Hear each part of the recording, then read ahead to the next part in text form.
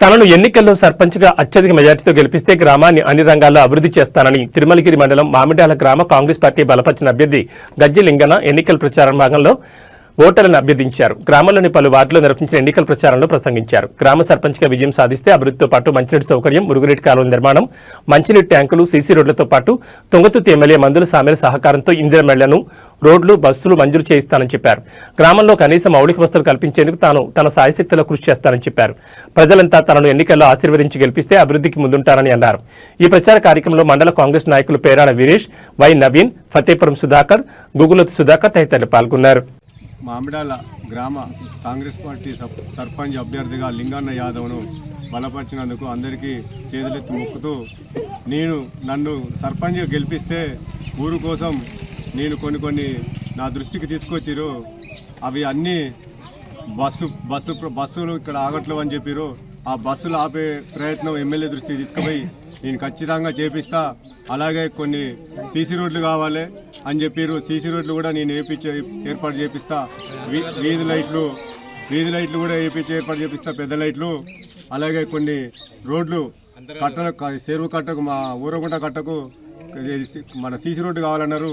ఖచ్చితంగా ఎమ్మెల్యే దృష్టికి, ఎంపీ కాడికి కూడా పోయి నేను ఆ సీసీ రోడ్డు కూడా వేపించగలుగుతా.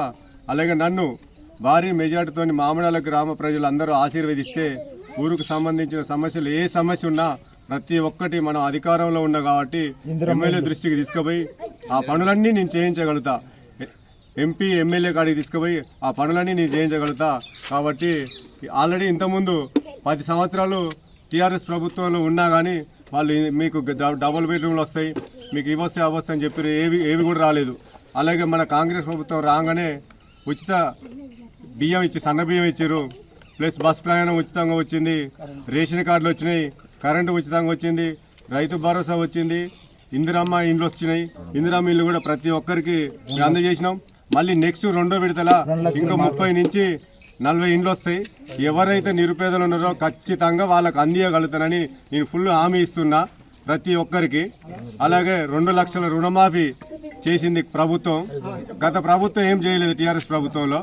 ఈ ప్రభుత్వం ఒకేసారి 2 లక్షల రుణమాఫీ చేస్తా అని ఆ 2 లక్షల రుణమాఫీ కూడా చేసింది. 500 బోనస్ ఇచ్చింది. రైతు భరోసా కూడా 6,000 రూపాయలు ఇచ్చింది. కాబట్టి అన్ని దృష్టిలో పెట్టుకొని ఆ ప్రభుత్వానికి ఈ ప్రభుత్వానికి కంపేర్ చేసుకొని మన ప్రభుత్వం అధికారంలో ఉంది కాబట్టి ఏ కార్యకర్తకి ఏం హామీ వచ్చినా తక్కువనే నేను వాళ్ళ దగ్గర ఉండి ఆ హామీని నేను నెరవేరుస్తానని కోరుకుంటున్నా. మామిడాల గ్రామ ప్రజలు నాకు ఓట్లేసి గెలిపించాలని ప్రార్థించుకుంటున్నా. ప్రతి వార్డు నెంబర్ కూడా గెలవాలని నేను మనస్ఫూర్తిగా కోరుకుంటున్నా. మామిడాల గ్రామ ప్రజలకి వాళ్ళకి చేతులెత్తి శిరస్సు వంచి నమస్కరిస్తున్నా.